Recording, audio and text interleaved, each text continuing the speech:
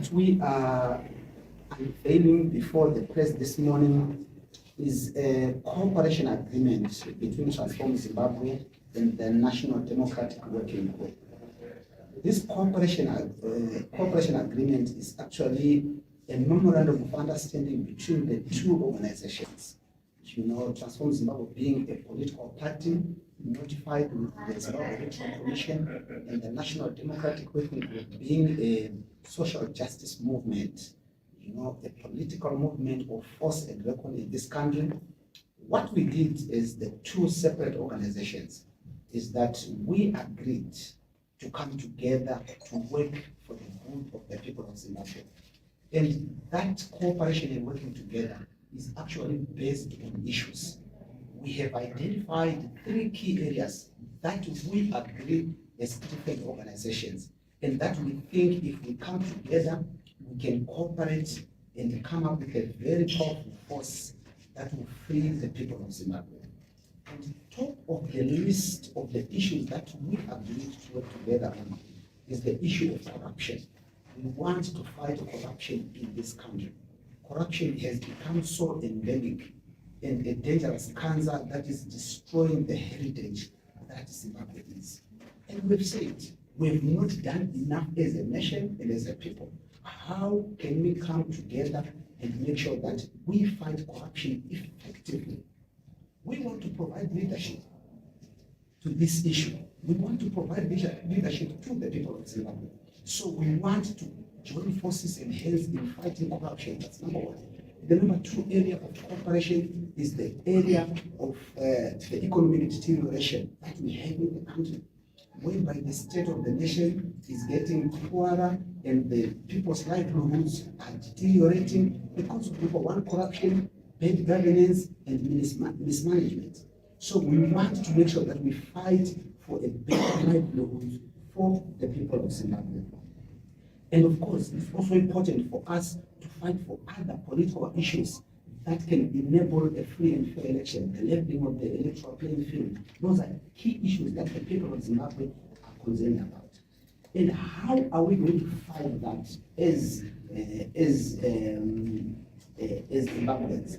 So this cooperation agreement then seeks to pool our resources together in terms of human resources, in terms of financial resources, and in terms of intelligence resources, to say how do we mobilize the people of Zimbabwe, number 1, to identify the issues, and number 2, to fight.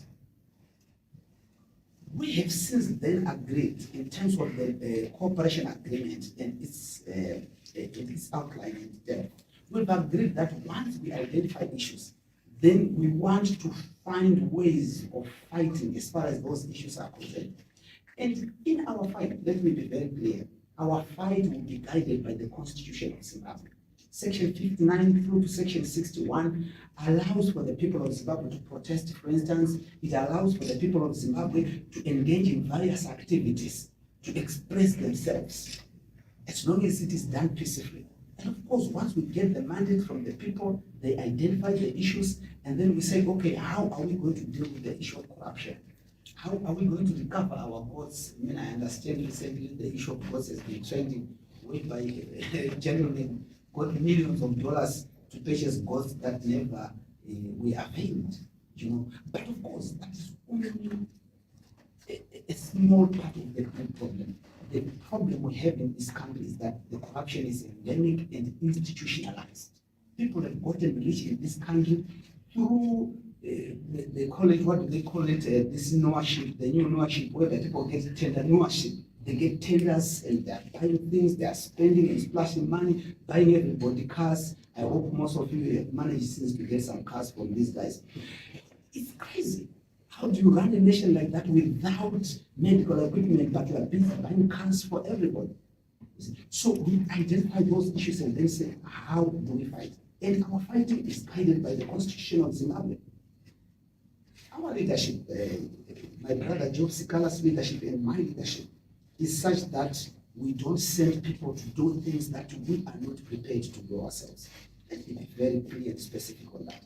If the people of Zimbabwe ask us to take a certain course of action, we are prepared to provide leadership to lead from the front and be with the people when it matters most. That is very critical. This is the kind of leadership that we feel we need to provide to the people of Zimbabwe. And our two organizations have since identified the need for us then to work together, to cooperate, share ideas, work together to make sure that we are more effective. The issue really is about making sure that we are effective in our fight for the good of the people of Zimbabwe.